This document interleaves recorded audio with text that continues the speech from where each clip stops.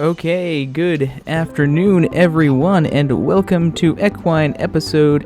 Or not? No, guys, I'm on the wrong day. I'm sorry. I'm half asleep too. Welcome to This Week in Pony, episode 3. I guest stars everywhere, and the reason why I'm so confused is because we kind of threw this together at the last minute with all of the kind of big movie-related announcements that came out on Friday. So we weren't really planning on having an episode this week, but alas, the gods at Hasbro thus said, "You shall." And judging by the Toy Fair being this weekend, there's another good chance that will happen again next week. So we will wait and see. So, but anyway, welcome to the third episode of This Week in Pony, where we discuss MLP news and fan works and stuff like that. Pretty much we're not here to really break the news or tell you what the news is, because it's all fairly old news by now and the days of the internet. But Morgan's here we can all discuss this as a group and kind of see what everyone thinks of some of the news that has been released and some of the new merchandise and whatnot that has been announced since our previous episode, which is 2 weeks ago. So anyway, I'm Rain Shadow here, and I'm joined by a few people here in the call. I'm Matt the Shadow Man. I swear they're here. Hey, there's Matt. Say, I'm sleepy too. In fact, I'm still actually trying to wake up. I'm Mr. Bang. I'm Jake Smith.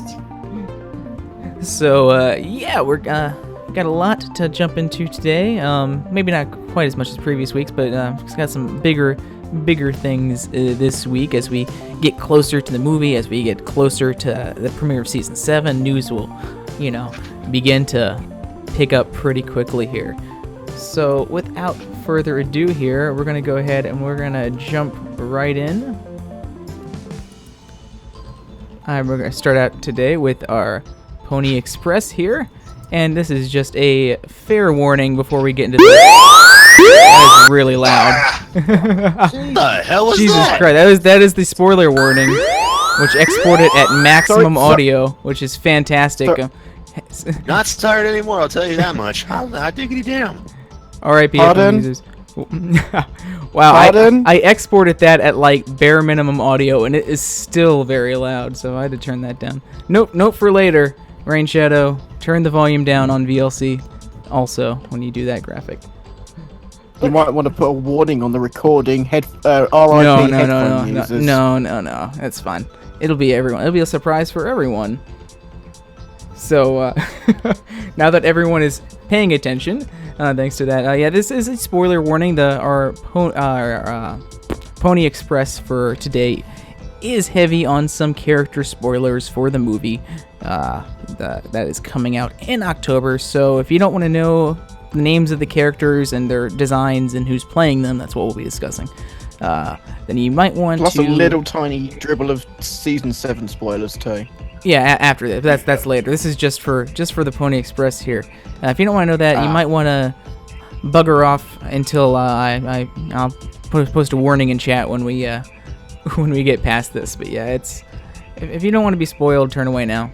Final warning. So anyway, our top headline of today is that 5 of the MLP guest voiced characters have been revealed. Actually, 6 now. I forgot to change the headline when I added Michael Pina in earlier. So all 6 of the remaining ones have been revealed. We already knew about Sia's character, although we never really got kind of a in-movie design of her. We didn't know the character and who she was playing and what her overall design was from previous announcement.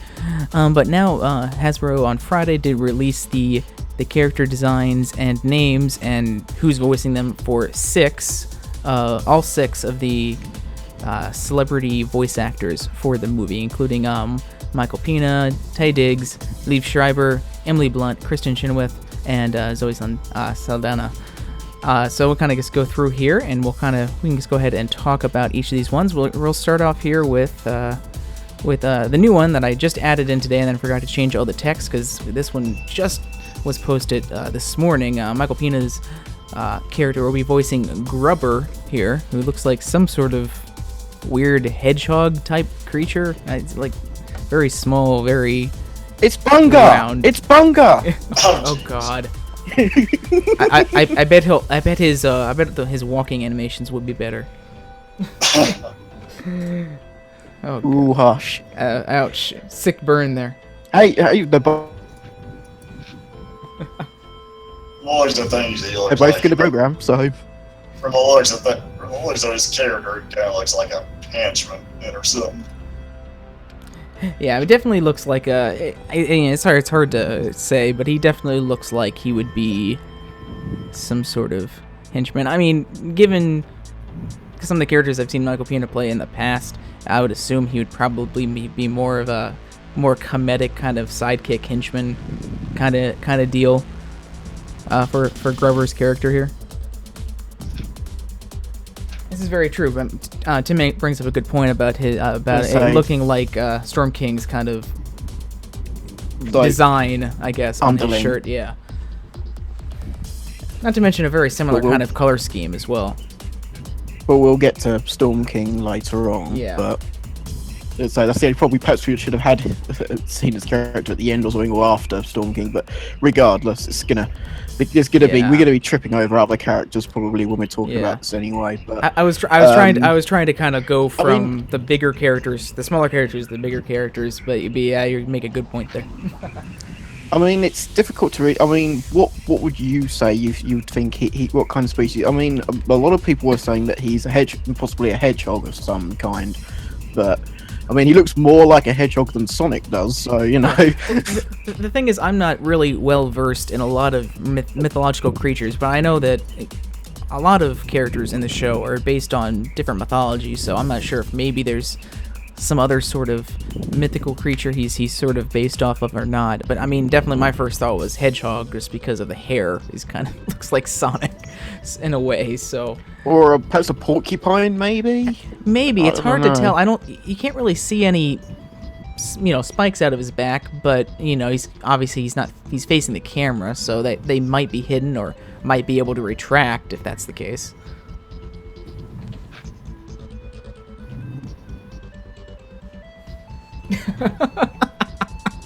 That's good, Mr. Penn's comment. He looks like that. I wouldn't be surprised. I'd be okay. I'd be okay with that. No, don't worry. Sony passed on this movie to produce Sonic, so. But yeah, I mean his character. I thought Sony passed on Popeye. Sony passed on Popeye and Medusa to make the Emoji Movie. That too. But yeah, his design, or at least his posing in this, definitely looks a little more intimidating. But I somehow feel that he's going to be a little bit more of a comedic kind of character. It's kind of the feel I get from it. And as for Michael Pena, I mean, all I know about him is he was in Ant-Man, a film I have seen, but I mean, I'm not really into like all the comic book movies that are about now, because I just find it so sort of impregnable. I think the only Marvel films I could say I've definitely seen all of are the Iron Man films, and like I say, I've seen Ant-Man, and he was good in Ant-Man, don't get me wrong, but I mean, it's kind of difficult to really say, because I don't know if he's ever done any voice work before, so I think this might be his first animated film he's done, so. Probably should pull up people's IMDb's as I'm talking about them. Think these things through. I saw him in Ant-Man. I personally loved Ant-Man. By the way, I mean, of course, it's a difference in taste and stuff, but I like the comedy in it. And he was pretty funny in it. It was kind of in some ways I could almost see it being grating, but it was used correctly. His character was used kind of in the right amounts and correctly in the movie, where it never got to the point where it was grating. He is Go ahead. So I was just gonna. He definitely seems to be going to be perhaps some kind of comedic foil to Storm King. I just get that feeling that that's what his role's going to be. I mean, I could be wrong, but that's just definitely. I mean, Pena's been shown to do comedy well, so I wouldn't be surprised if that's what he ends up doing. Yeah. He's actually voicing Kai in the Lego. I didn't even know this was being released. The Lego Ninjago movie, also releasing this year. Oh, that's got Jackie Chan in that, by the way. Oh, really? How have I not heard about this yet? Huh. Yeah, well, the Lego Batman movie came out this weekend. I know, actually of course, do wanna yeah, I go knew see that, it, 'cause yeah. that's already had some pretty good reviews. Oh, I love They're that. sort of The they're first two one's great. spin-off movies. They're basically two spin-off movies from the first Lego movie, which they are making a sequel to. Yeah. Okay, well let's kind of move on here to the next character. Let's wait there for that. There we go. So here's the big one. To kind of get this out of the way. This was originally the one I started with until I had to throw the last one in there. But Taye Diggs is voicing Capper, who looks to be of some sort of feline origin there. Very kind of dapper. I love that pose. But Movie's ruined. And that furries everywhere. Movie's ruined. Go home. Pack up. Come on. Right, that's enough. Right, I'm leaving. Bye. Furries relating to My Little Pony. What? No, what? That's never happened. That's literally like 90% of all the comments about this character. It's like, wow, how original! It's a feline character that's kind of anthropomorphic, therefore furries. I mean, yeah, that's technically true, but how many films that are anthropomorphic have anthropomorphic animals that are really good? You know, I don't know, Zootopia maybe. Yeah. You know, just saying. And here's the thing that I also want to bring up related to that is, I mean, yeah, did we even know he's like actually a cat? I mean, yeah, he definitely has like a feline inspiration to him, but it doesn't mean necessarily he's a cat, like a feline cat.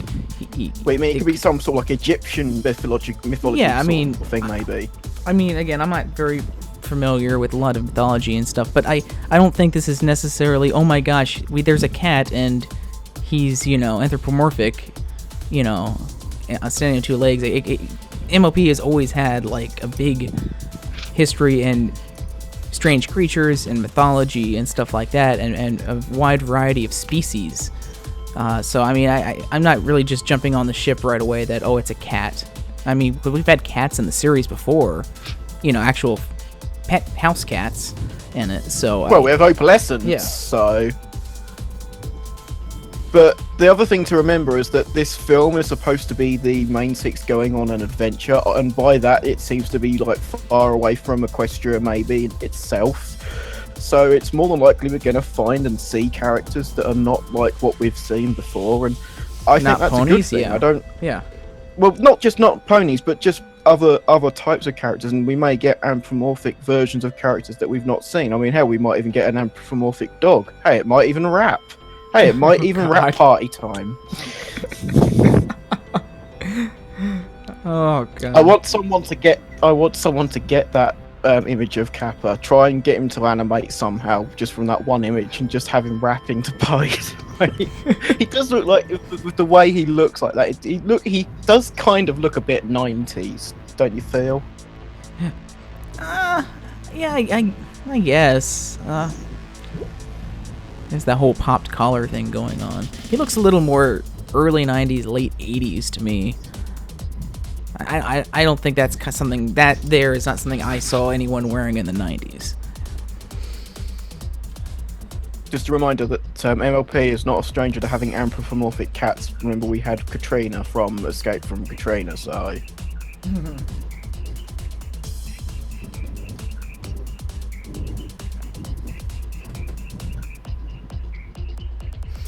See, I really have a feeling, I guess we'll see when we get there, but I have a feeling that he's not going to be called a cat.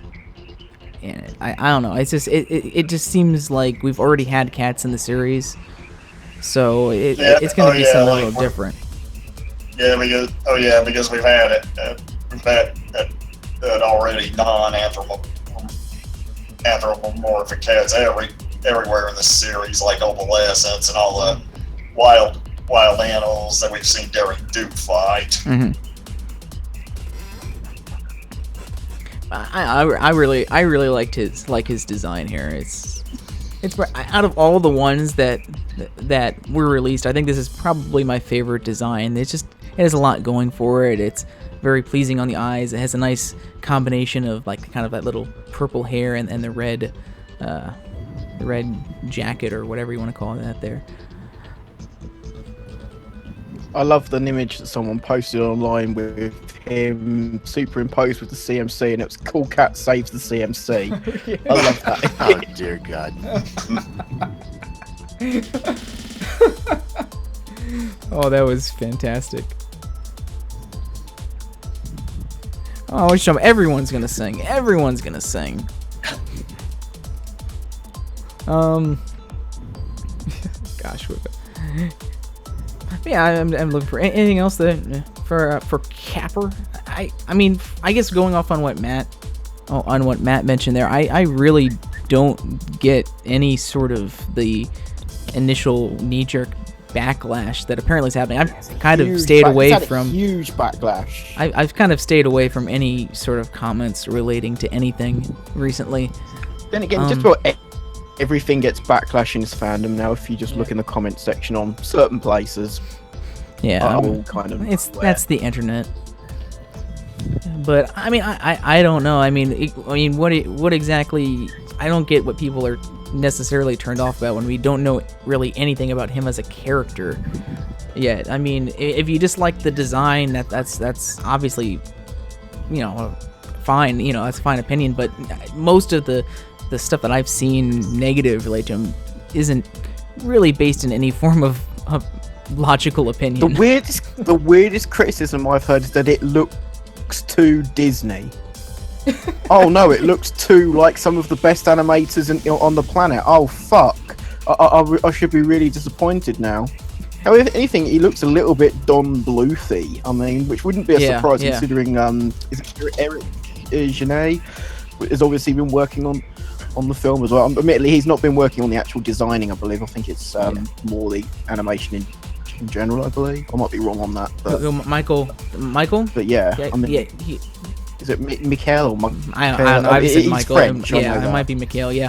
But no, yeah, he's just working on the effects animation. The characters are designed by a lot of the crew that did from the show. And like I said in the chat before, I really get more of a piratey feeling from this kind of guy. Not really so much of a pirate, but more so much just the general swashbuckler type. Yeah. So.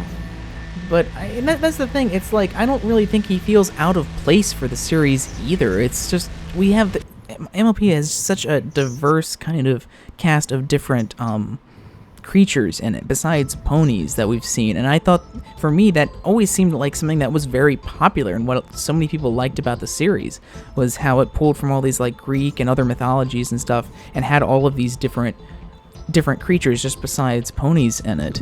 And we visit faraway places and get to see all these different locales and stuff other than just equines. And so and so that definitely kind of caught me off guard that people would be complaining that, oh my god, these characters they're showing, they're not ponies. I think that's what the problem is. Some wanted it to be 100% pony because they were so upset that the first movies were humans and basically almost exclusively humans, except despite being a dog and there being sirens. Except the 6 main characters. Except the bits that aren't.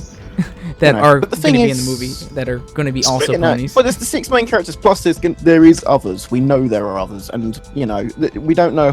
We might see like cameos from like say the CMC or something. It probably will only be cameos as well. I think the main 6 are the main characters in this film. I think that was obviously, yeah. I mean, the whole thing is them going on. The logo itself has just the main 6 and Spike around it. I mean, the whole thing is them going on a journey to far off lands to solve whatever issue has arisen, and that's why we're being introduced to all these different characters that aren't ponies, is because they're going. This whole movie seems to be them journeying outside of Equestria.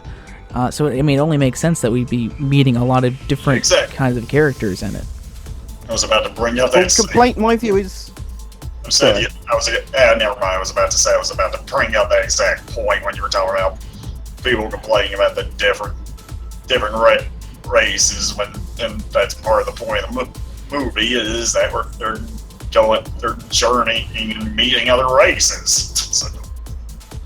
Well, the thing is, it's complaining about My Little Pony having other characters other than ponies is like complaining about Toy Story having human characters in it.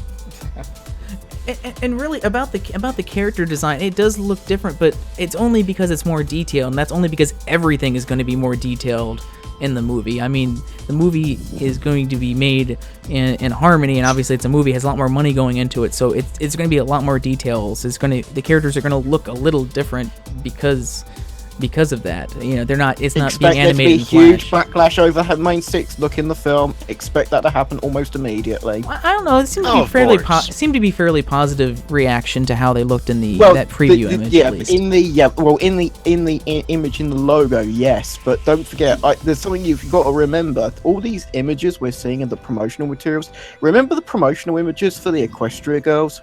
Remember how garish and horrible they looked? They didn't really look like that actually in the movies. So it's quite possible that in the movies that these characters will look a little different to these images that we're seeing here in the promotional stuff. Yeah, but a lot of that stuff was also just at the time a mean, big disconnect between Hasbro the toy company, and Hasbro the entertainment company. Because, you know, back then, even well after the Equestria Girls and second Equestria Girls and third Equestria Girls movie had been released, and even up to now, the character designs on the Equestria Girls toys, with the exception of the minis, don't match anywhere near the design from the from the show, and that was just kind of from the beginning a disconnect between the toy line and this. But I don't think that's going to happen here. And it already has stopped happening in the main show itself. Yeah, I don't think that the images we're seeing here are from Hasbro, toy, the toy department design. I think that these are literally, the character poses from production art. I mean, but I'm not disagreeing with you. Obviously, there will be changes when you're seeing it actually animated, but I don't think it's going to be as drastic as the Equestria in one pose, and we're not seeing the full. We're not seeing the characters in full. I mean, that's going to be an important point we bring up for a couple of other characters when we get to them. But yeah, I mean, we're only seeing them in one pose, one shot. And it's not like we're not even seeing the character like the full the character in full stature. We're not seeing what they look like in full. We don't even know if Capper has pants. It could be nothing. He could be half cat, half something else. I mean, the rest of his body could be a completely different animal. We don't know. Dolphin. Took the words right out of my mouth. Please make it happen, Hasbro. I would totally buy half cat, half dolphin. No, he could be a catfish, and then he could be with the sea ponies. Oh God! I was thinking more along the lines of cat octopus myself, but whatever. As we get to some of the other characters coming up, there definitely seems to be a very aquatic nature, which doesn't surprise me, since if the main 6 are traveling outside of Equestria, we know Equestria is bordered on both sides, like America is, by large bodies of water. So there would be a lot of sea travel that they'd probably be going through, and I definitely see people mentioning that he kind of looks like a pirate, and given some of the other characters that we'll be getting to in a couple minutes here, I definitely could agree with that. And it also, as we get to the spoilers, sea ponies that are also coming up that we'll show in a few minutes, that definitely seems to be a very aquatic kind of nature to the movie here.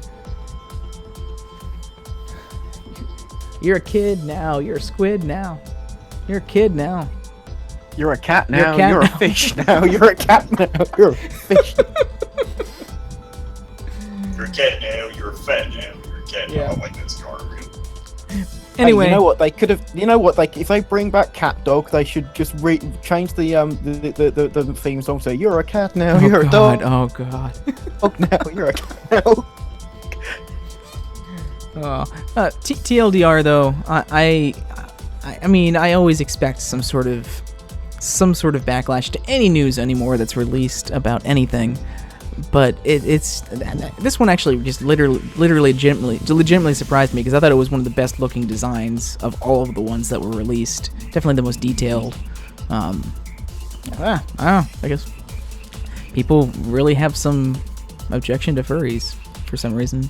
Even though it has nothing to do with this. I mean, it's just a cat. It's not some guy in a cat suit.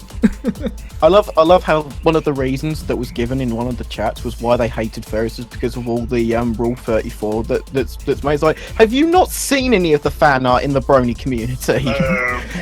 Hey, bad news. I'm sure there's already 20 pages of Kappa Rule 34 on the internet. Oh gosh, that's a stupid reason though. I mean, okay. I mean, you hate everything because that's the whole point of Rule 34. I get it. Some people might not like the furry fandom. Fair enough. That's not really a problem. But what's that a problem with the film? The film's got a cat character in it. So what? Opalescence is a cat. Did you moan that Opalescence was a cat in the show? Well, everyone hates Opalescence, so.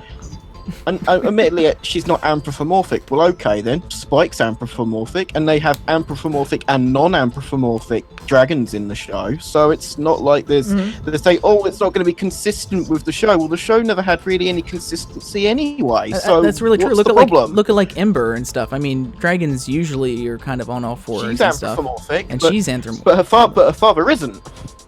Oh no! When he can talk, but that's it. I think her father is just so freaking big. That's why. Too big to be anthropomorphic. too big for anthro. Oh god. We should probably move on here to the next character as we talked about Capper long enough. So this one is I don't know why Liev Schreiber shared his image with some sort of Instagram filter on it, but it looks so much different than the other ones. But Liev Schreiber is doing the Storm King, who is obvious villain. I'd be very surprised if he wasn't. Well, he actually said in an interview that he was playing one of the bad guys in the film. So yeah, it's an almost slam dunk that he's going to be, if not the main villain, then at least one of the villains. Yeah, I definitely like the design. You can definitely see the matching kind of design on his chest there as Michael Pena's character had on his. So definitely relate it to him. Who knew T-Rex had a brother? It does remind me a lot of like a snow T-Rex. Like if T-Rex was like snow instead of fire, because he looks like a Yeti almost. Because he kind of looks like a Yeti, and it kind of makes me wonder where he's going to be kind of coming from here, where he's going to be hearkening from, location-wise. Didn't Kinky mention about Yetis in the show? I think she did. So I have a feeling that may be some kind of callback to that, maybe. I'm sure she did mention it. Didn't we see the Yak episode? No, it was in the Yak episode, and we saw whatever that. It was a mythical creature, and we saw it, and I don't have the episode up on here. I forget what that episode was called. I just called it the Yak episode. Yeah, that one. I can't remember the name of the episode, but I know it's the one that had the yaks in. Here, I'll do Yakistan, because that's easy to remember. Hard to spell, like. Yakistan isn't hard to spell. Party poop, that's what it was. It is when you can't spell like me.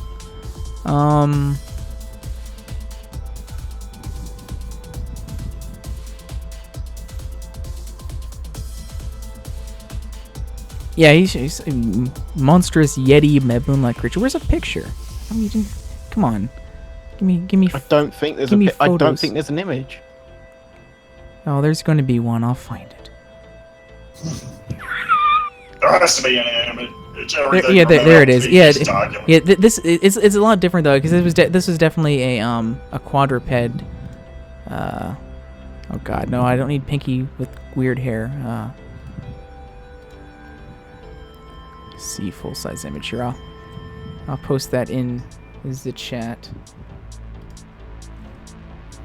There it is. Yeah, this it's a little different. Although I mean, it does have the same white fur and does have the kind of purplish tone around its mouth and paws. So it definitely kind of in a way similar, although it has red eyes, or maybe that's just because it's angry.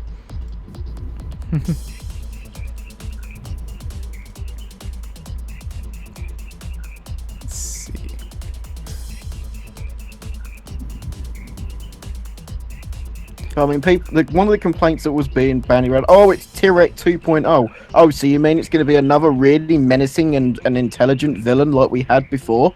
What? Okay, so what's the problem there then? Yeah, I mean, You know, you know, being like T-Rex is. I mean, T-Rex even in his G1 form was like one of the best things about G1. You know, Yeah. he was a fantastic villain. You know, I mean, and not surely that's a good thing. I mean, not to mention, you know, like T-Rex was kind of like half horse as well on the bottom half. Wait, I mean, like a obviously we can't see the centaur bottom type half here, thing. but given that we can see his waistline, it seems to continue down into legs. He looks like he's going to be bipedal and not on four hooves like T-Rex was as well. I mean, really, there's similarities, but it's down to the most basic of similarities. Like, they look evil and have horns. I mean, T-Rex had hands. This guy has like more monstrous claws as well. So it'll be kind of interesting to see kind of where he comes from and kind of what his motivations are for whatever dastardly deed he will be doing. I mean, the Storm King kind of gives us the name kind of gives us a little insight of maybe he has some control over the weather, or, you know, if he is more kind of a Yeti inspiration, maybe over some sort of like winter blizzard-like weather. Winter is coming. Oh God, they're gonna make that reference again in the movie, aren't they? Last one's not rising yet, so we'll be fine.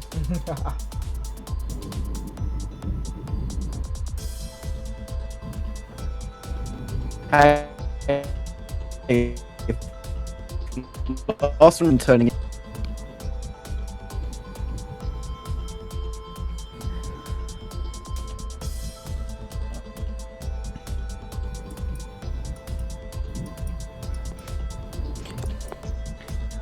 Let's see. So, anything else for Storm King? I think so. Move on then to the next character here, which was revealed is Emily Blunt's character, Tempest Shadow.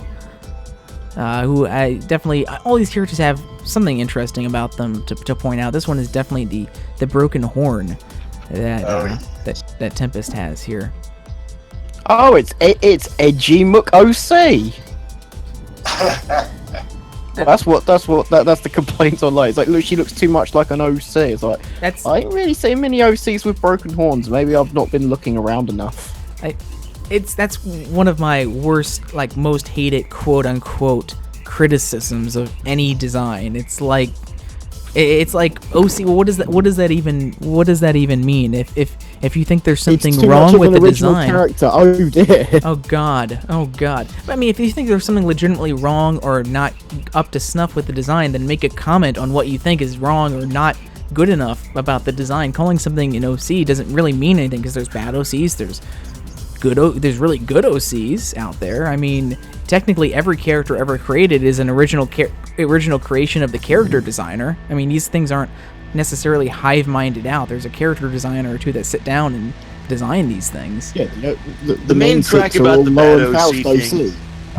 Yeah, the main crack about the bad OC thing is that a lot of people are kind of hating on the fact that she's predominantly like red and black, and of course the broken horn, and that right there is pretty much the main contribution of what people think are really badly designed OCs, is just that there's just too much red, too much black, and anything that has to deal with like anything edgy like bat wings or broken horns or sort of scars over the eyes, shit like that. And then of course, like Tim mentions in the chat, the name Tempest Shadow, anything that has to deal with like darkness or edginess or anything of that sort of nature.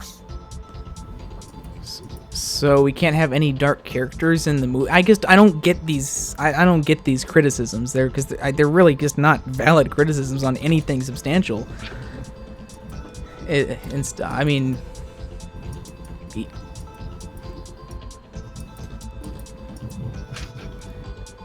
that's like saying like Luna is dark and edgy, or Nightmare Moon is dark and edgy. OC.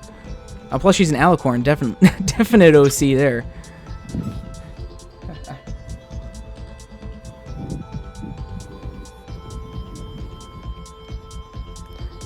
I love the irony that it's a horse with a broken horn, and it's being voiced by someone with the surname Blunt.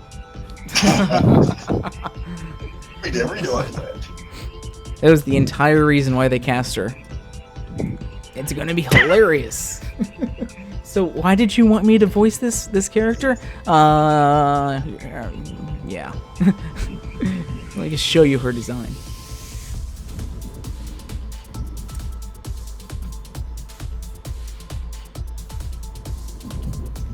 But it is a criticism. People leveling that as a criticism. That's what I'm referring to. It's not a criticism. It's not like a legit criticism to criticize something like that.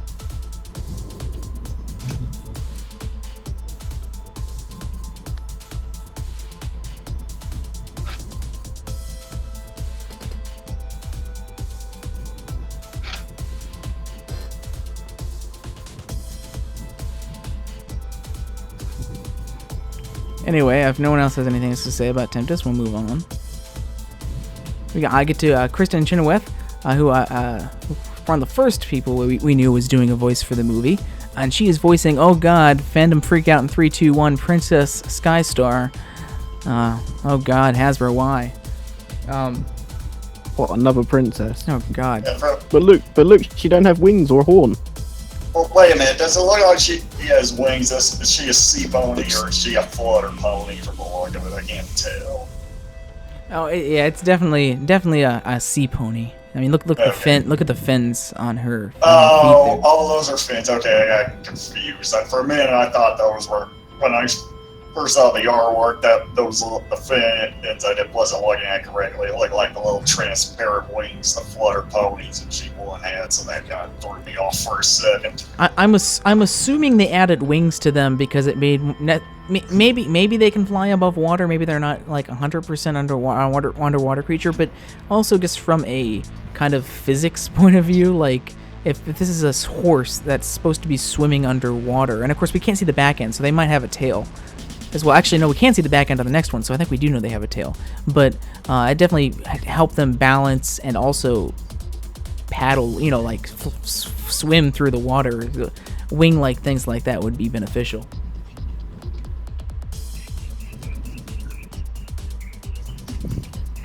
Yeah, pretty much like Tim's saying, more like pretty much more fins, even though they look like wings. Kristen Chenoweth sing a new version of Shooby-Doo, but when?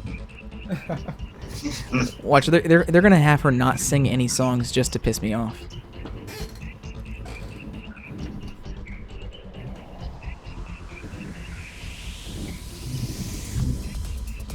Either they'll outright say Shooby-Doo or they'll make some sort of slight reference to it.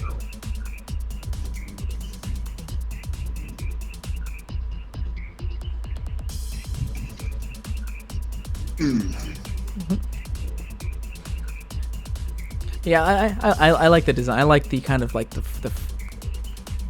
freckles kind of on her nose there, and the slightly varied design. I mean, the varied body type designs that we have here that we're starting to see more in the show now, but not something we see a lot of in the show. And she appears to have some sort of horrible tumor growing out of her head as well. You may want to get that boil checked out there, Princess. That's how sea ponies reproduce. They reproduce by budding.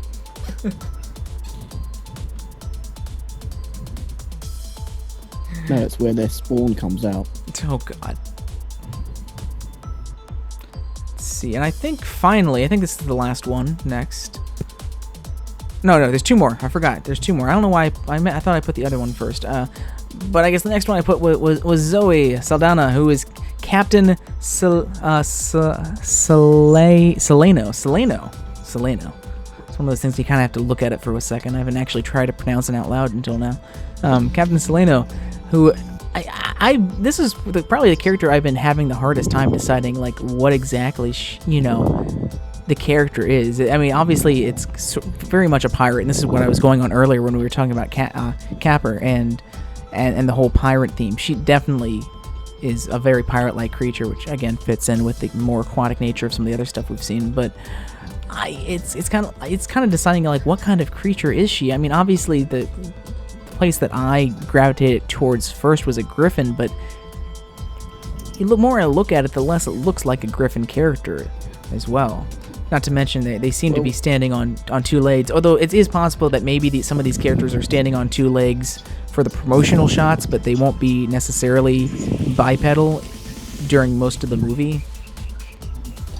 Seleno is also a Greek terminology for harpy, so I've always thought that it might be a harpy. I think that's the reason. That's the main reason why I'm leaning towards more of a harpy-inspired creature. Just because, I mean, they don't just name these things by choosing random words out of the dictionary. I mean, that's definitely an intentional choice there.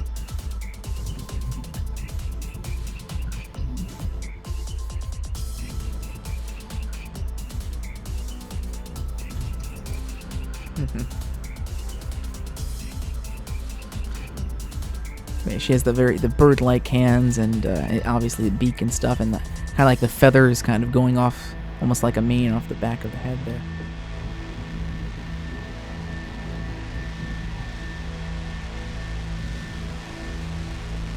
Personally, I really like all the designs. There's so much detail, like the shadow on it, and they definitely seem to be above average in terms of designs and how they look in terms of the show, which is good, because that's what you kind of expect from the movie, is kind of taking things to the next level there, and movie eyes everything.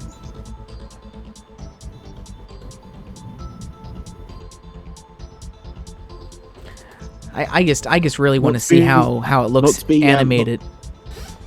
Not to be confused with googly eyes everything. Your googly eyes. If the movie was googly eyesed, then I would watch it 10 times at once. Wouldn't that cause googly eyes? Maybe, but that's a good thing, right?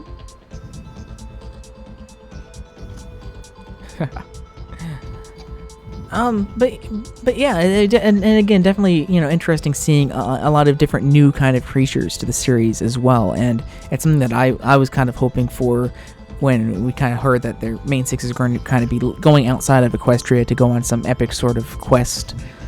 Do it. I was hoping, movie is the perfect place because you have a bigger budget. You have the ability to maybe visit a lot of new locations and design all those locations and new characters that are maybe different creatures that we haven't seen before. And it's definitely cool to see a lot of that here. And of course, these are just kind of the celebrity voice actor and cast. We still have the main cast, and we probably will still have additional cast in the movie as well that maybe just aren't voiced by big celebrities, and they might even be more ponies if you really want the ponies. They're all voiced by Big Jim Miller. Zoe's done a lot of stuff recently. She's obviously in Star Trek. She's in Guardians of the Galaxy. Oh gosh, there's one other thing that I'm forgetting. I think. Oh yeah, she was in Avatar as well. The movie Avatar, not the Nickelodeon show. So definitely. What about the Avatar movie? The other one. The one that doesn't exist. Oh yeah, what am I talking about? There's only one Avatar movie. That's why I don't have to.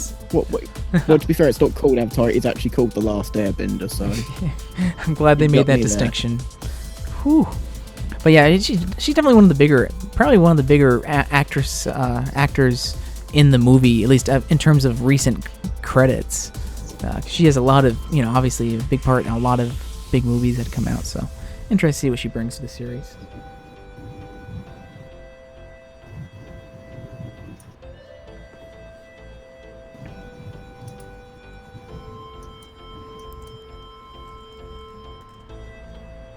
Oops.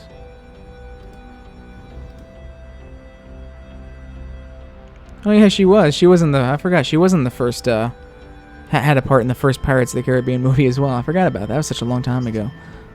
That's pretty funny.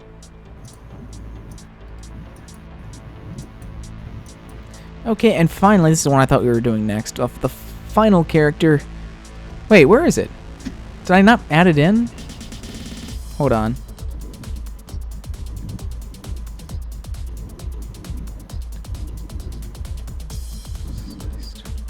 Huh, I must have missed this. I must have missed it. Hold on. I will grab that character image really quick. I think that slide accidentally got skipped over here for some reason.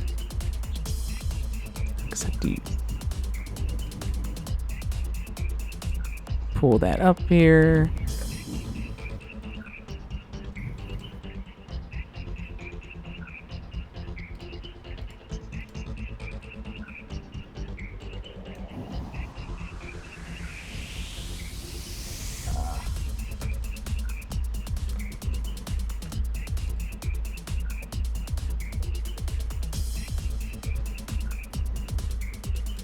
Happens when you're trying to put this together really quickly.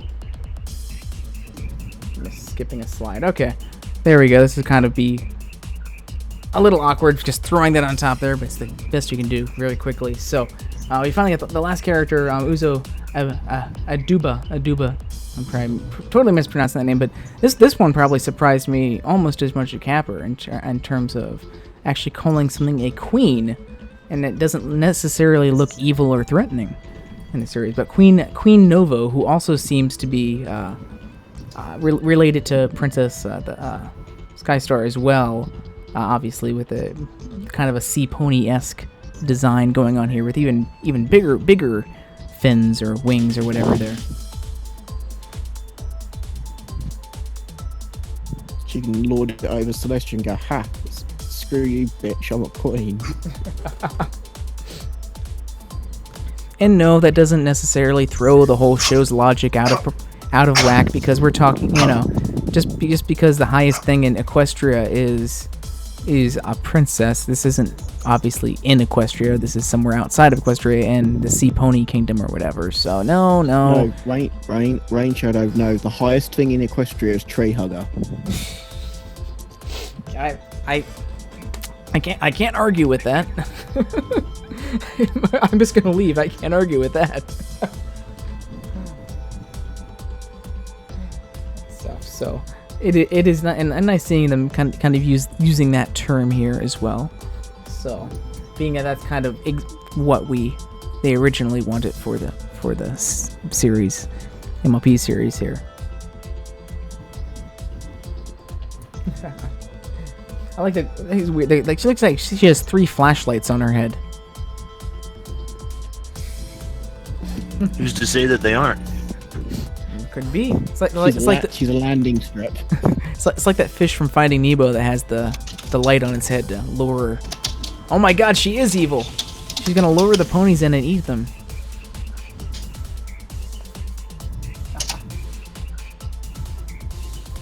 She definitely has like a much longer snout, much like Celestia has as well. Kind of a similar facial design to Celestia. She's a sea pony alicorn. Damn you, Larson. I guess those lights could be she triple up Celestia then, because she has not just 1 horn, she has 3 horns coming out of her head, and they're flaccid. No, perhaps though they're flashing lights. Perhaps she's just basically a mobile disco pony. Perhaps she just works in cahoots with Vinyl Scratch. Queen is just a stage name. Oh gosh.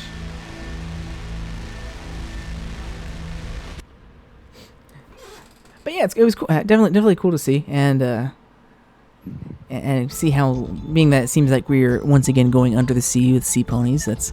I definitely would think with all the hype of people like, oh my God, when are they going to do sea ponies? When are they going to do sea ponies? The movie definitely seems like the correct time to do that if you're going to do it at all. Now we just need to, for the movie to end with breaking the fourth wall and just have Megan McCarthy burst in as playing Megan live action style.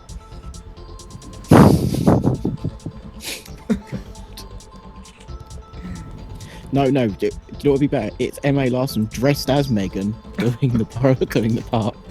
Now I'm just thinking of Terry Crews dressed as Megan bursting into the movie. I'd watch it.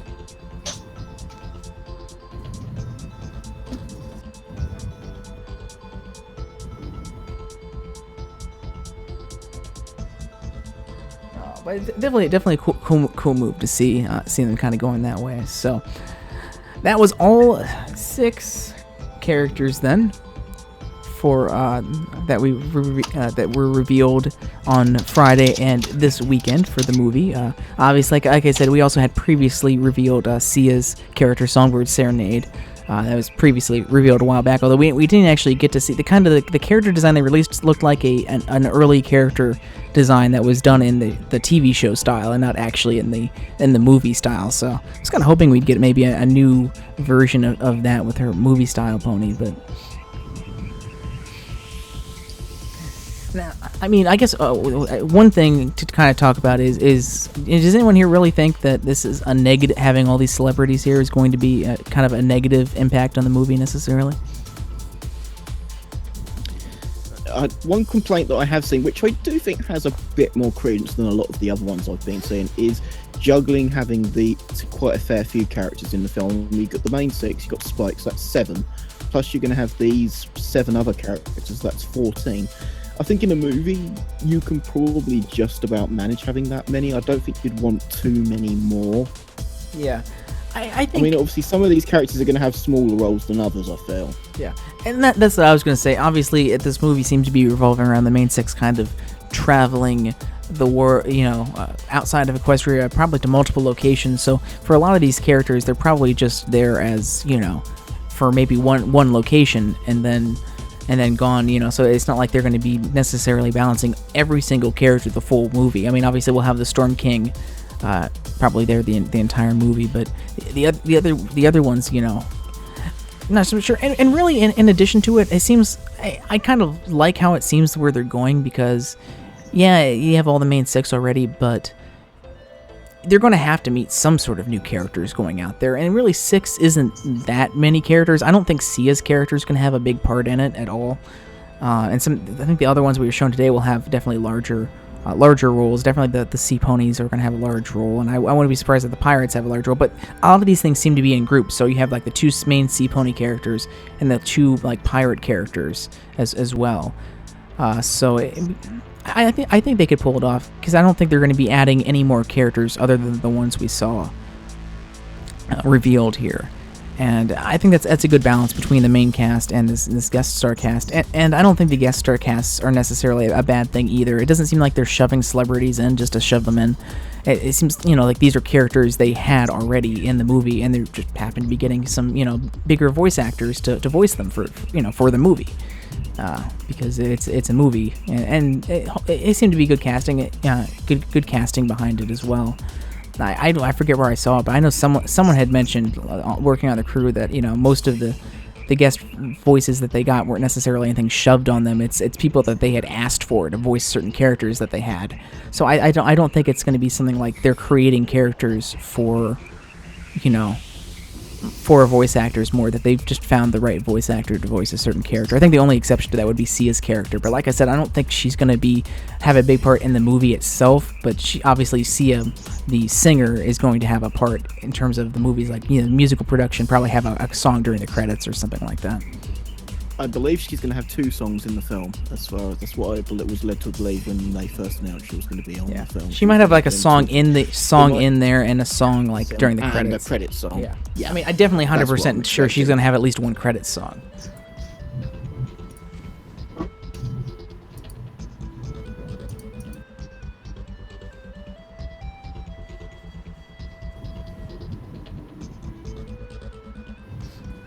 And they have some pretty big names in here, but at the same time, I don't think many of the names really jump out to me as we just found the biggest celebrity we could to try and bring the ticket sales in. I think Emily Blunt is possibly the biggest, but like you say, Michael Pena has had some, I would say that overall, I think the most A-lister here is probably the one that was in Avatar, I can't remember her name. Yeah. Her and Emily Blunt are probably the 2 biggest stars. and then the rest are sort of top end B list. I would say. I mean, stuff like I mean, Sia's a big deal. She is very popular. So, but like I said, I think that's more for. I don't think that per character is going to be a big part in the movie. But then you have like stuff like Kristen Chenoweth, who I understand that character is going to be one of the main characters in there, just because that was the first character that was announced. I think she's going to be one of the main characters in the movie, and that's a really good fit. Just and just in terms of her singing ability and Christian, and I think one of the others, they're bigger on stage than necessarily on screen. But yeah. You know, that's good. That's I like a good that. fit too. Because I mean, Lisa Hall obviously absolutely smashed it as as her character. Oh God, how can I do that? One of my favourite episodes. Oh yeah. Yeah, Rara. Yeah. Not to be confused with the other Rara. Yeah. That's Rara. Know the difference. Seriously, those sound more like cheerleader names than anything else.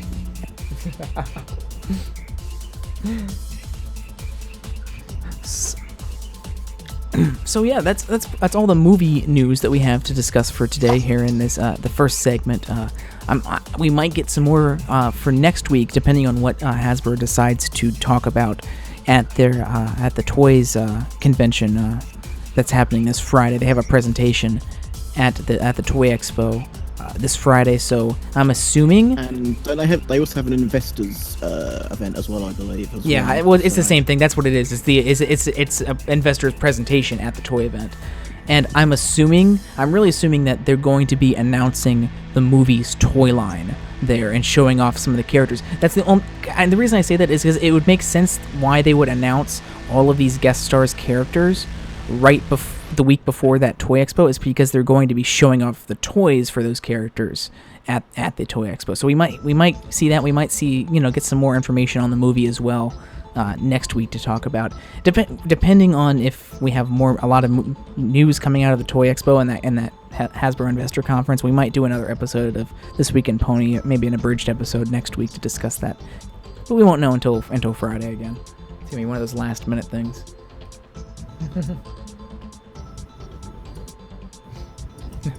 I'm hoping to see it in theaters, but only because I don't want to wait. I definitely would rather watch it at home. But at the same time, there's no way I'm going to be able to wait.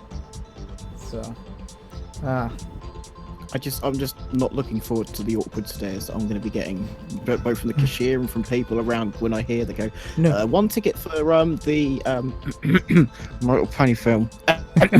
Yeah, that please. Because Sorry, what was that again, please, sir? Fine, I want to see ponies. Fucking murder me if I don't care. Go buy a ticket to Thor and then just change theaters. I'm just gonna go with the assumption. I don't think that's out the same week. I'm just gonna go with I think it's later.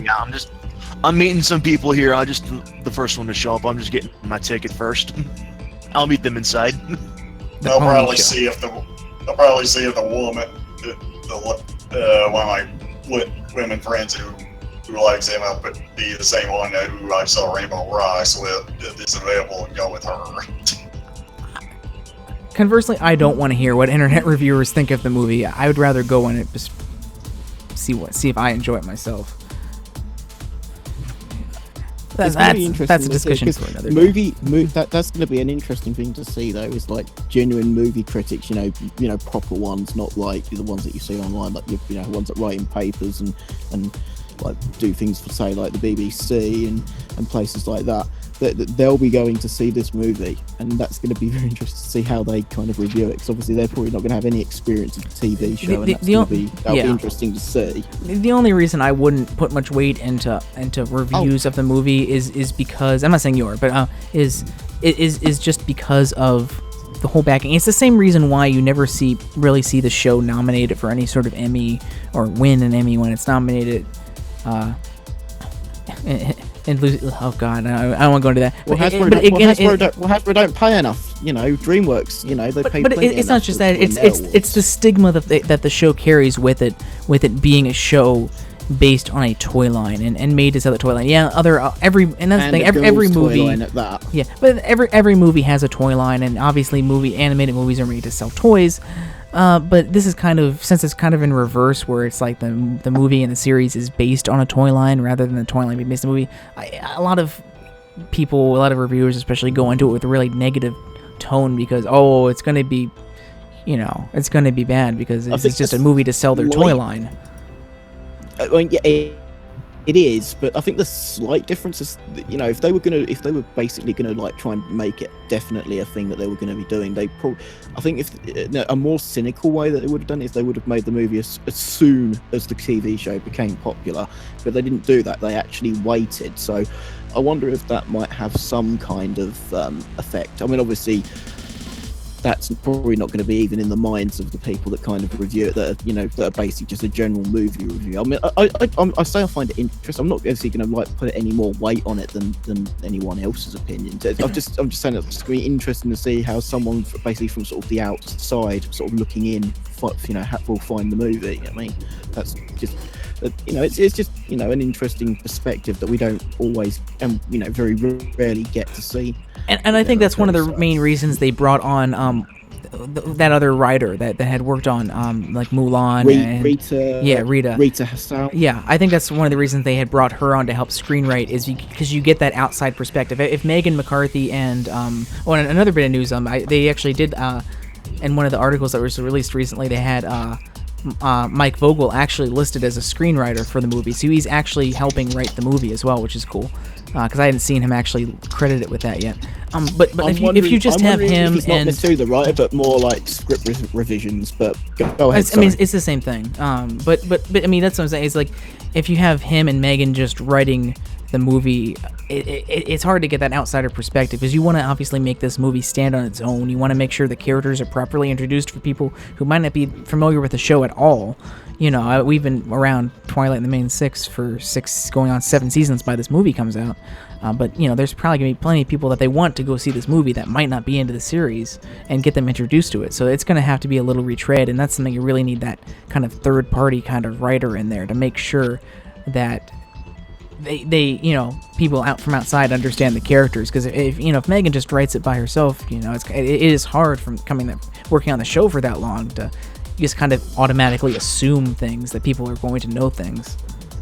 Wasn't the early treatment Joe Ballerini was bandied around his name? I don't know whether he actually had any involvement at all, but it wouldn't be surprised if he at the very least he probably gave some kind of perspective on what he felt about the early treatment for the script. That's what I originally going to be a scriptwriter for the film. I mean, he was originally. Yeah, I mean, he was originally one of the screenwriters for the film back probably when it was still under on talks to be with Sony for it. And that's kind of what I thought when they were doing that too, where he's going to kind of help give that outside perspective to it. Because even back then we knew Megan was, even if she wasn't credited directly at the time of writing, we knew she was going to be heavily involved with the script.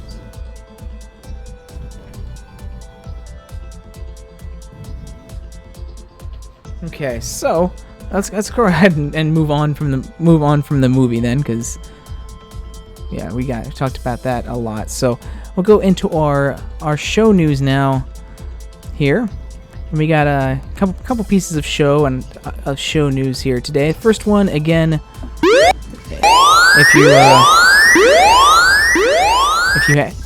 if you've come back, go back away if you don't want to know about season 7. Because we have one more spoiler warning for this next piece of news, because it involves a character and voice actor for season 7 coming up in just a few short months. So if you don't want to hear about that, go away for the next couple minutes or fast forward for it. So the first bit of show news today is on Twitter, William Shatner confirmed that he had done voice work for season 7. It's kind of been rumored for a while, and obviously, Shatner had kind of been kind of a self-professed brony on Twitter for a while, and had already had some communication with Jim Miller and stuff about potentially coming on the show and doing a guest voice. But apparently, that actually happened. If we're to believe his tweet there, obviously, I didn't mention that no information has been given here regarding who we will play or the episode, or nothing's been officially announced or confirmed yet. But I mean, I don't think you can mistake what he said in his tweet, and I don't have any reason to believe that he would be lying about it. So I think we could confirm that he's actually going to be the guest voice. We're kind of doing a guest voice every season now, but he'll be the one for season 7.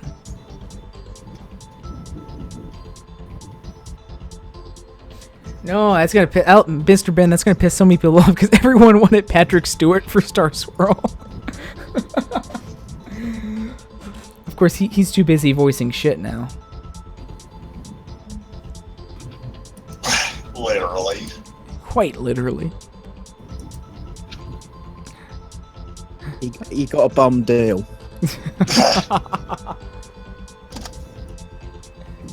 All we can hope for. Yeah, here's hoping we get they stick Shatner's character in a scene with Discord, so it's the closest thing we have to Kirk and Q having a conversation. I think that's what I meant, Mr. Ben. I think I mentioned that to Matt before about how Shatner should have voiced the shit in the movie. It would have been fitting for his name. Shatner.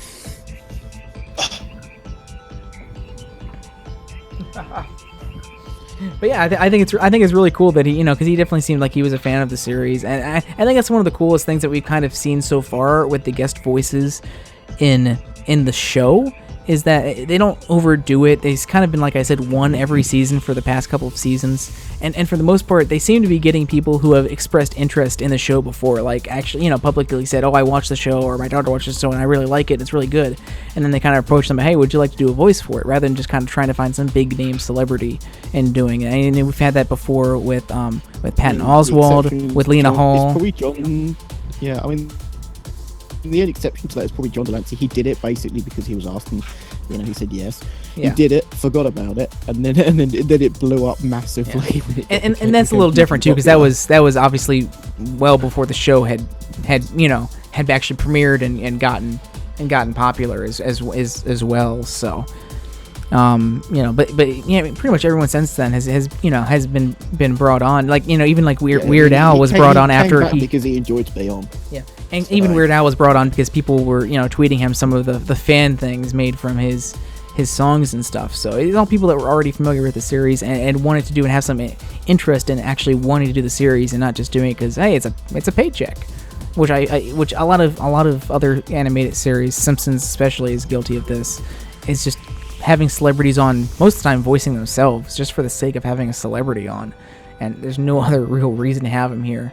Where obviously MLP has done a really good job, and not only bring people who really want to be on and have been fans of the show and expressed being fans of the show, but also giving them kind of fitting roles, like we have Patton Oswalt as Quibble Pants and Lena Hall as I keep wanting to say the Sia's character, but it's not. Getting all my ponies confused now. But of course, Lena Hall on voicing that character in season 5, and of course Weird Al was brought on in season 4 to voice a character that was pretty much based on Weird Al. So I really like how they're kind of handling guest voice. I don't think they're kind of going overboard or jumping the shark in any way in terms of having guest voice on to try and bring in viewers. Yeah, Terry Crews, please. I'd love to see a Terry Crews pony. I like to see him go up against bulk biceps.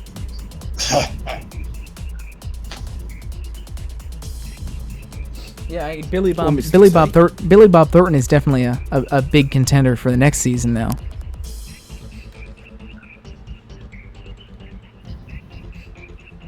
Perhaps he could play a love interest for Applejack. God, that's wrong. Why is that? Because you'd be the one that should be voicing them.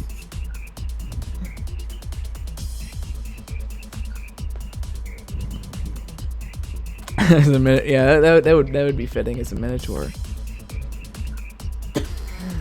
Oh gosh. So yeah, that's coming in a few short months, and we don't know when or where. And like I said, nothing's been officially announced yet. So that's coming at some point. but I'm definitely looking forward to that. Like someone mentioned earlier, it'd be really cool to see him in an episode with Discord as well. It'd be hard pressed to think that they wouldn't do that. I mean, in a way, I kind of hope if he did, I kind of hope he doesn't voice Starswell a bit, because I really would like Starswell to be voiced by Patrick Stewart. No. Yeah, I wouldn't want him to voice. I mean, I wouldn't want him to really voice Starswell either. And I think Starswell. To be truthful, as much as we want him to be voiced by Patrick Stewart, I think if they somehow introduce him in the show, they would probably use someone more accessible as a voice actor, I guess I would say, like from the main voice actor cast, because it's such a main and integral character to the show that even if it's just a one-off for one episode, you would want to make sure that if we have this character again, we can get them back. I mean, they got lucky with Discord and John DeLance being so, willing and able to come back on the show to voice him a couple times a season. It would be hard-pressed to get maybe Patrick Stewart to do that if they ever wanted to use Star Swirl again. And once you use Star Swirl, you kind of make him an integral character to the show. Then again, if you only have him once a season, once every other season, it's probably possible, at least. I will say that I'm highly speculating that it's going to be in April because of this next piece of news we'll have, but nothing has been officially announced yet. It's all kind of been rumors, but I mean, April's kind of when the past 2 seasons have gone on. So it won't be any later than April. If it's any later than April, even without a hiatus, you're kind of running into movie territory, and kind of be interesting to see if they're going to overlap Season 7 with the movie. I mean, if I was Hasbro, I'd kind of want Season 7 to finish before the movie is going on. I mean, you could argue that, you'd want Season 7 to still be going on, because then people will be like, hey, it's on TV, let me watch it. But at the same time, you're having people jump from the movie to Season 7 of the show. Might be a little jarring. It would be better to have them say, hey, it's on Netflix, and start watching from, an earlier season. Then again, the amount of times they show all the episodes over and over on Discovery, you'll probably soon eventually get around to Season 1 pretty quickly anyway. Yeah. But that's the good thing about the show being on Netflix, is anyone who's introduced to the show from the movie, those parents are going to be very easily, be able to go online and find the episodes of the show. So, and that's good for the show. To be sat there for a very long time. Yep. Hey, I mean, that's good. I mean, kids like to binge watch stuff. At least you'll be able to have a long binge session. Okay, so 150 episodes. Yeah. Jesus Christ. Yeah, man, that's crazy.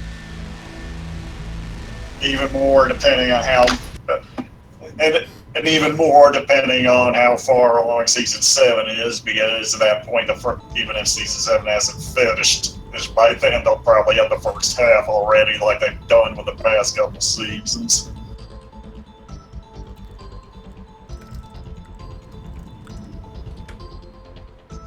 Did they say April? Because I don't ever recall them actually saying April, besides in that one private tweet that was posted on Equestria Daily a few days. But that I don't necessarily trust, social media managers.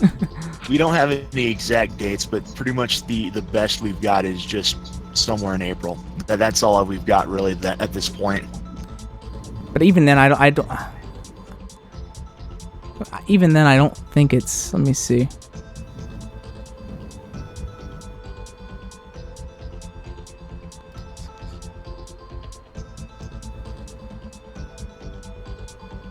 Oh yeah, yes, yeah. That quote was just from that private message that someone got responded, which I'm, I don't know. I'm not even entirely sure, if that was real or not. So, because stuff like that can be easily faked.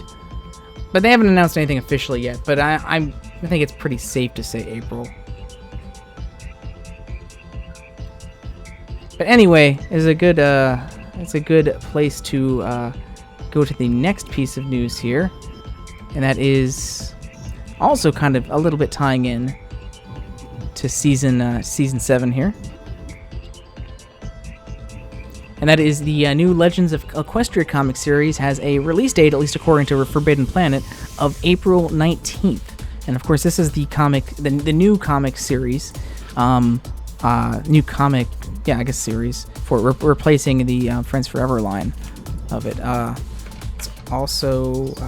That's also the first issue or couple issues or whatever are also supposed to tie in to tie into season 7 as well, and in some way. In some way, they haven't said anything else about it yet, but we can kind of see some of the other characters, and it's featured on the cover here, and how it's going to be going more into the mythology of the series, and stuff that that's happened in the past. I definitely would agree with Technotron on the April 15th day, because like he said, that is Easter weekend, which is in line with the past 2 seasons. It's in line, obviously, with April, and it's in line as the weekend before this comic is released on April 19th, which is a Wednesday. So it would everything would kind of fall in line there for April 15th, especially if this comic is going to kind of be a supplement for something that happens in the premiere. So yeah, that's coming April 19th. The biggest news, I think, here is kind of might give us a little clue as to when season 7 is going to be starting. Okay. From there, since we're going longer than we normally are, since we had all that juicy movie news here, we're going to go ahead and we get to some fandom news here next. So I guess I have one little thing for fandom news today. No new merch news, so we're just going right here, and that is BronyCon has announced that they are branching out from Pony for this year's BronyCon. They have, quote, "I'll be allowing, quote, a little bit of non-Pony into the convention this year to add value for everyone, but not to reduce the Pony's presence there. Mainly targeting other geeky, as they describe, geeky shows and games, but the focus on Pony won't be lost." So, what does everyone think of that?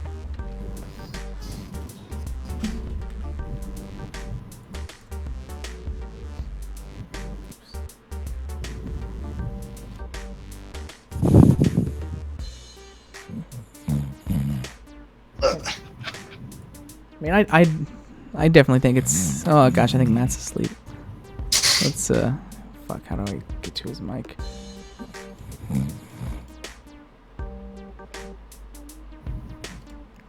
There we go. Like that.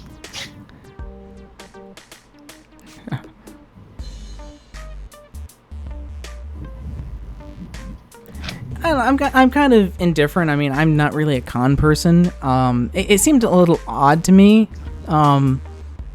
just because BronyCon is such a big con for the Brony community, like the biggest BronyCon, the biggest Brony convention really out there. It kind of seems odd that they'd be doing this when it seems like something that maybe smaller Pony conventions would be more apt to do, to try and necessarily bring in more people. But when you're kind of the premier convention for Bronies to kind of, it seemed a little unnecessary. I didn't really like the wording that they put out in their announcement that much. I don't really care so much about the idea of doing it. I mean, allowing maybe some other shows and stuff, fans of other shows to come in and maybe mingle as well, and maybe set up merch booths. I'm not exactly sure. They didn't really go into what exactly that entails.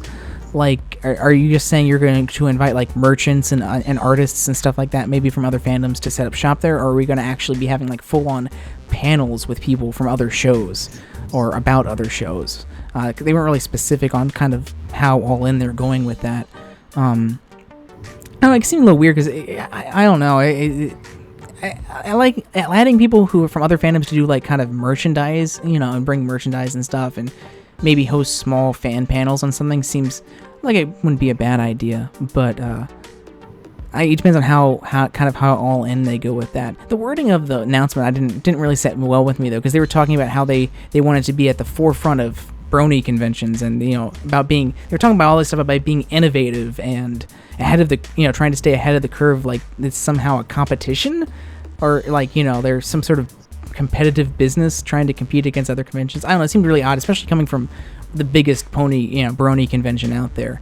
If you want to say, hey, fandoms are really diverse now with the internet, and people that are fans of Pony are fans of a lot of other stuff and want to bring that here, that's fine. But they really made it sound like we're doing this because of ourselves. We're doing this because we're trying to stay ahead of the curve and innovative and stuff. It just sounded really weird. I mean, just say people are fans of multiple shows and we want to have a convention that kind of houses all of them.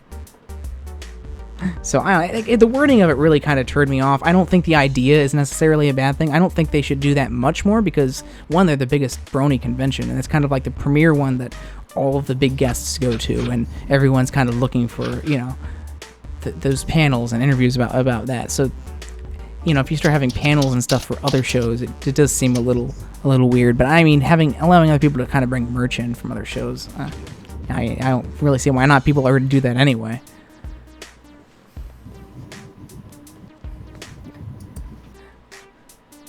And yeah, there's a lot of brony conventions out there. I mean, it's probably one of the most saturated for a single show out there. But there's also a lot of geek conventions out there as well. It looks like they're trying to shift towards being less pony and brony and more kind of just general geeky, like they describe geeky shows and games. But I mean, it's not like there's a shortage of conventions for those people either. So, I don't know. This is something that really doesn't turn me off or make me angry or anything, because like I said, I'm not really involved in conventions, but hey, it seemed a little odd the way some things were worded.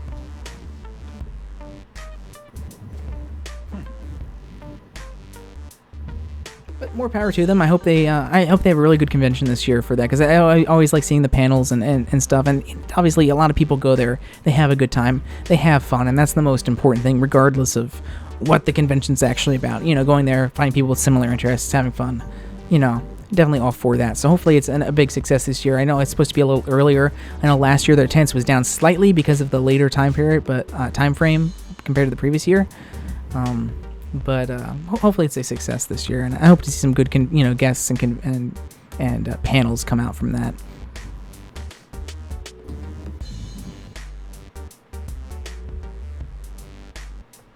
Yeah, exactly my point, Tim.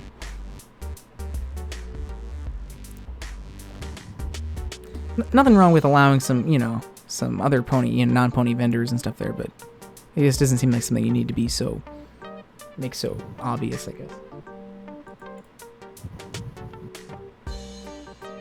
Anyway, yeah, let's go ahead and we will move on to some of our art and media now, since we're running very late today, thanks to our wonderful movie news, but that's okay. So we're going to go to some art and comics here that we had submitted here. We start with this one from Rodriguez 404 called Mini Princesses, which is had a fun time when we were putting this together, because the first couple of things here had to do with small horses. Start Mini Princesses here with the very, very young versions of all four of the princesses here. The very cute kind of filly Twilight behind there, on top of the books, of course. I like that. I like that effect, both on top of the books because she's small, and also on top of the books because she's book horse.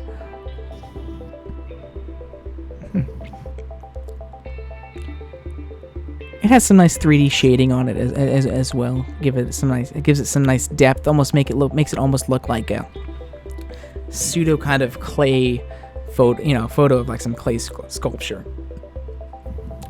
Not quite like that, but just the lighting kind of reminds me of that.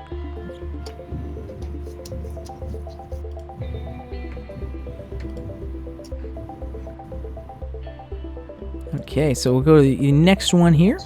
Got 4 of these today. This one's by Lex2. I don't even know how to pronounce some of these. Usernames online are always the weirdest things to pronounce sometimes. So Lex 2.0, I guess, would be how you pronounce that. This one's called Small Ones. This one was obviously requested by Matt the Shadow Man to put in. No surprise there. Again, with the very hard kind of, I guess, pastel drawing kind of style. It's obviously almost like almost kind of a chalky kind of style. It really gives it, again, that kind of 3-dimensional look like we had in the previous piece of artwork there. And that super hyper realistic bird there. Definitely a lot more realistic of a drawing, and especially when you look at the birds.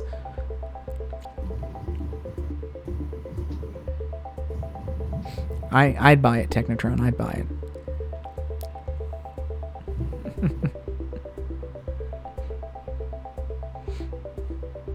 Definitely, very simple in terms of brush strokes. I mean, you can look at the trees and kind of the bushes at the bottom. Very thick, singular brush strokes, but when you look at it closely. But when you it's one of those things where you almost like a Bob Ross painting. When you kind of look at it as a whole and kind of step back instead of looking at very specific things, it has a very nice look and feel to it. and the details there where it needs to be in the main shot of the character, and the Fluttershy and the bird.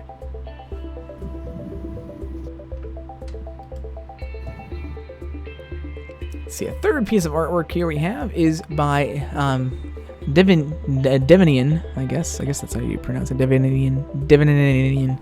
This is the art of spreading a smile. I love this one. I guess in terms of the look and just all the detail. I do Pinky's face. I'm not really a fan of how they drew Pinky's face there. It looks almost like a donkey more than a horse. But the rest of it is just, everything else is so great, and I love the detail of the background here. I mean, look at the buildings in the background. Look at Sugar Cube Corner there. How insanely detailed that is there, and even all the other buildings on the left there, going all the way back. Is just the amount of detail in the background in this is definitely the highlight for me.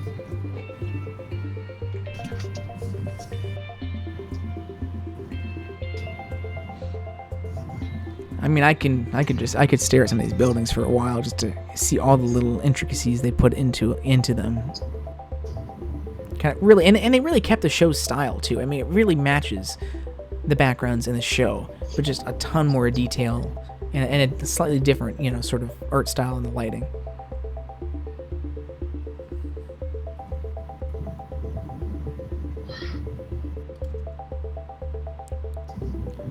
Okay, and then we got finally from Lolly Pony Brony, A Brighter Day here. This one's nice. Kind of looks like a very textured drawing on some paper here. It looks like I'm not a big art person, so I'm not exactly sure what that is drawn. It looks like watercolors to me. Looking closely, it looks like it's watercolor, but I'm not a huge art person, so correct me if I'm wrong there. But I really like the pose on it, and of course Twilight's wings, very detailed brush strokes on the wings there.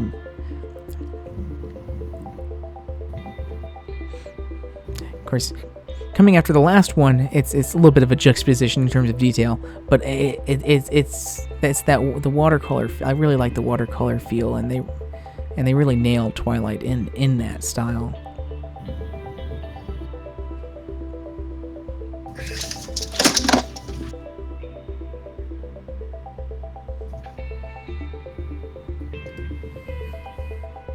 Okay, and now I do have one more thing for the media here. This is something that actually Tim submitted here, so we get to have actually a music section here for the first time. This is a little older. It's a year or so old, I believe. This is a little piece by Delta Brony, a little instrumental parody mashup between the Power Rangers theme and some of the My Little Pony music for Power Pony. So it's a little old, but at the same time, it's very fitting for what we covered last week on Triple E here. So I guess I'm kind of gonna go ahead and just play a little snippet of the music here, of one of the highlight parts.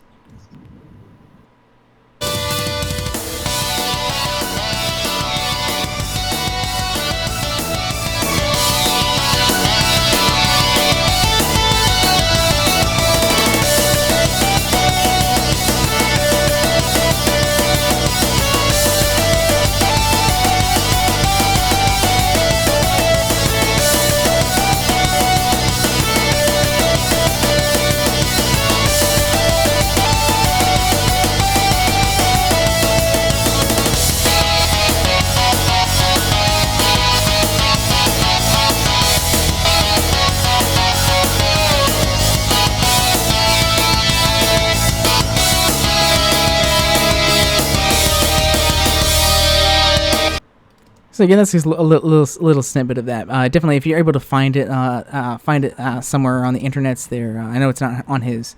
I didn't even realize Delta Brony was still very much actively making music. I listened to some when I was putting this show together. I was listening to some of his other newer stuff on YouTube. I have a lot of his old stuff in my music collection, including this one.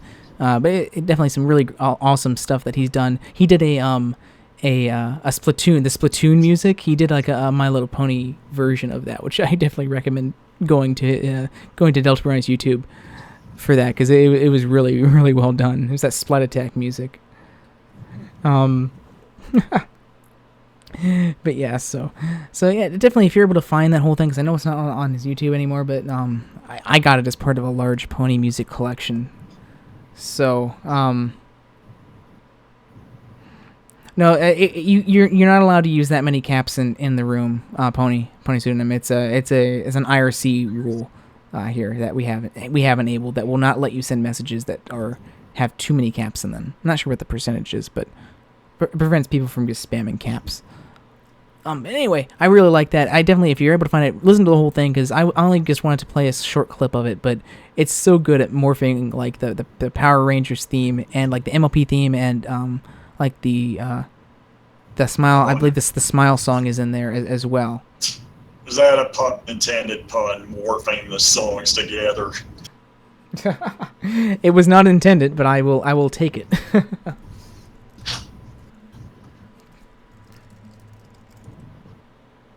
Okay, so with that kind of leads us to the end of our. By the way, Rain, I don't know if we can show the image on air, but Tara Strong recently had her birthday, and I don't know if you've seen the picture of her, but her husband gave her for her birthday this year. Her husband gave her a Twilight cake with a saucy image on it. Oh, no, I hadn't seen it. Yeah. Yeah. Let's see. I'll put it on the Discord, but I don't know if the image is a bit too saucy to show it on here. I wouldn't be able to put it in anyway, because I already have this show done. Alright, yeah. Especially with the position of that can. See, so anyway, kind of get to the last part here. We'll get to our viewer question segment here today. And today's question from Matt the Shadow Man, who sleeps away in his sleepy lands right now. What would you like to see from MLP toys going forward? Do you think lines such as Guardians of Harmony should be separate or integrated into the brand as a whole? So what does everyone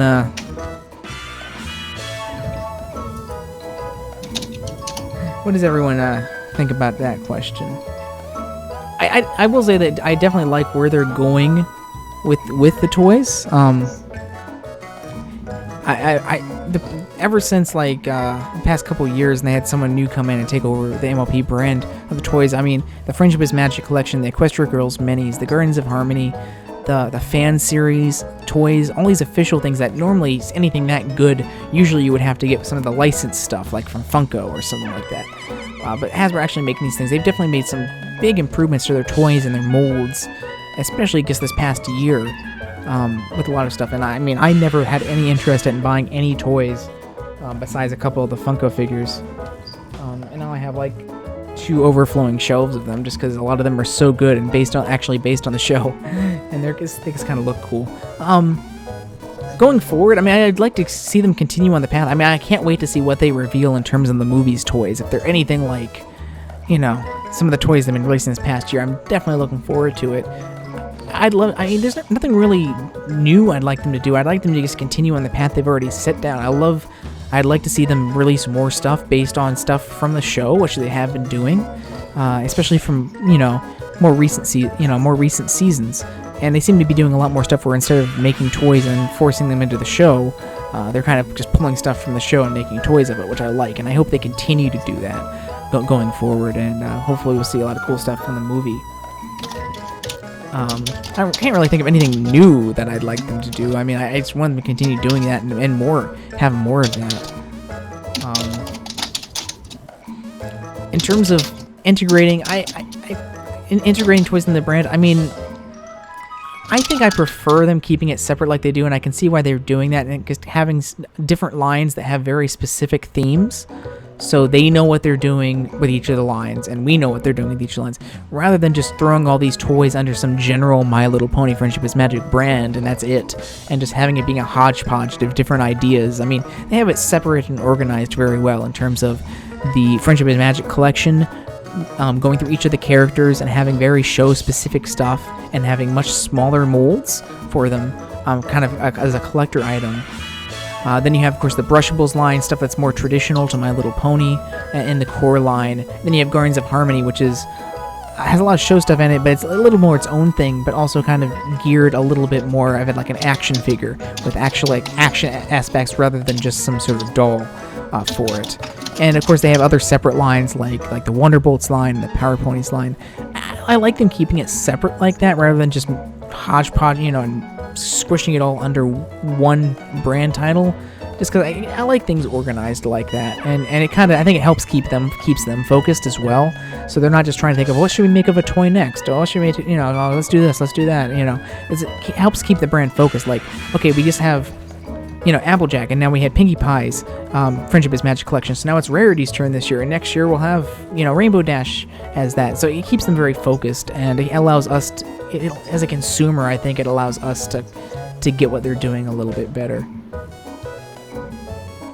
If they were to have all of the toys they have now that they've released in this past year and just release them under just a tag that said My Little Pony Friendship is Magic, it would have been a little weird, like having all these vastly different kinds of toys coming out. It's either you do that or you have everything be the same like they used to be for years when the series first started, before they started doing all these new toy lines. So I like where they are now.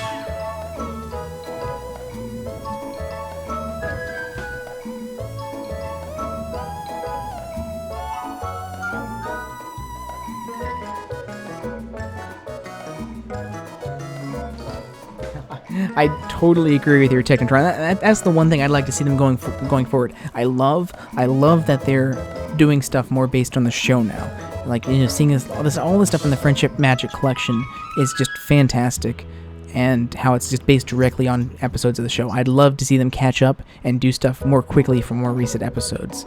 So I'd love to see them have like some sort of derby racers thing and have like some racing actual cars that maybe race or something. That'd be awesome. I'd buy it.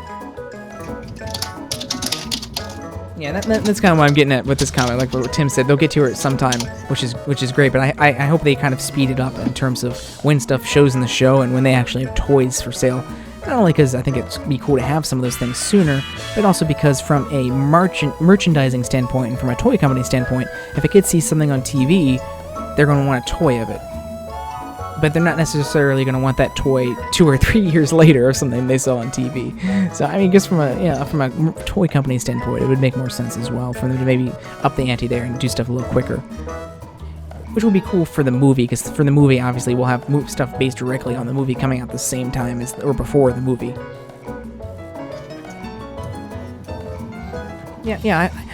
I will say I love how they're advertising the Guardians of Harmony line, and putting a boy in there, making it more focused on action. I'd love for seeing them bring that particular advertising over to their other lines as well. I mean, I'm okay with the Guardians of Harmony being the ones more focused on action versus like play sets like the other ones and collectible figures like the other ones, but you have that same kind of advertising for both.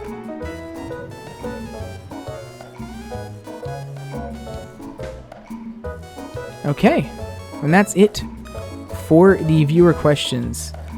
So of course, as always, as we come to the end of our show here, please, if you have any news or especially artwork or any other fan works, music, a video, or something that you think we should feature on the show, please send it to us at the URL there, brony.co/cqsubmit. It'll take you to our Tumblr submit page, which you can submit from even if you don't have a Tumblr account. You don't have to have a Tumblr account to do it. You can do it anonymously as well. Although I would prefer you at least include your name here so we can credit you with submitting it. If you have any news that maybe we missed or you think would just be awesome to discuss, and not just news, but has something that's really good to discuss here, go ahead and submit it. But even more important, I think, would be the fan works, artwork, and stuff like that. Because news is easy to find, artworks and stuff definitely is not as easy to find, especially for me, where I don't follow it that closely. So if you find anything cool that you see, recent or not recent, go ahead and send it to cq/submit there in that URL. And also, if you have a question that you think we should pose to everyone here on our viewer questions segment, that's also another really important one that I'd love to have people contribute to questions to, because questions are hard to come up with. So if you think of a question or two that you would like us to discuss here as a group, and maybe you have an opinion on it and you want to make that opinion known, that'd be great in the chat. Go ahead and submit that to brony.co/cqask. Again, that'll take you to our Tumblr's Ask page. You can do that completely. You don't have to have a Tumblr account. Do that completely right away and send that to us, and we'll review all those and stick any ones we like in the next show that we'll be doing. And again, that show might be next week. We'll have to see. We're debating whether should we wait until next week to do this show, and because we have Hasbro has their presentation at the Toy Fair, and I'm assuming we're probably going to get a lot of toy and merchandise announcements then, and maybe some show announcements or movie announcements. So I'm thinking next week we'll be able to have a show on its own from that. But as you can see, we already went way over kind of what the time we normally do here for This Week in Pony, just because of discussing all of those character reveals from the movies. So that's why I kind of wanted to do this here today instead. And so if we get enough news, and substantial news at that, out of the Toy Fair this Friday, we will be having another episode next week of This Week in Pony at 5:30 on Eastern Time on Monday.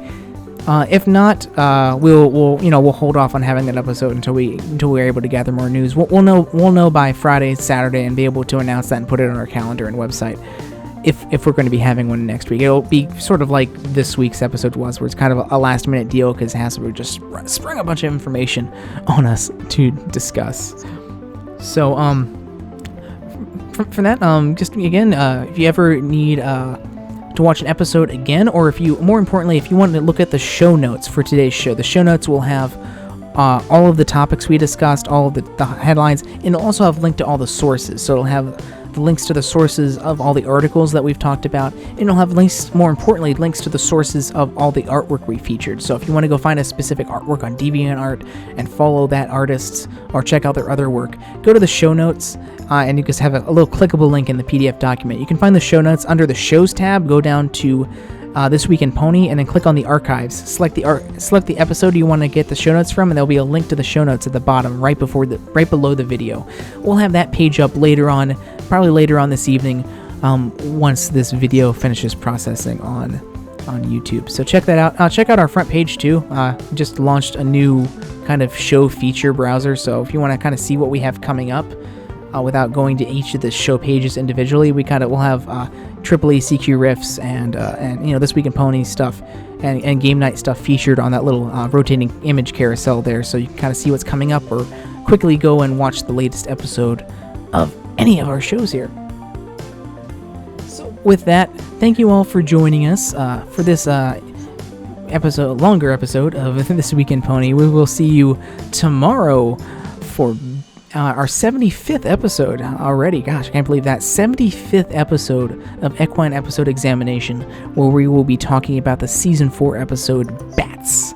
So, a lot to talk about next week. And of course, on top of that, somehow this also has worked out where we will be having the 100th episode of CQ Riffs this weekend. It's a secret as to what we're going to be doing, so you just have to come and find out. It's going to be good, though. So, come and join us for episode 100 of CQ Riffs this Saturday at 1 p.m. Eastern Standard Time. So thanks for joining us, everyone. Have a great evening. Bye-bye. See ya. Take care, everyone.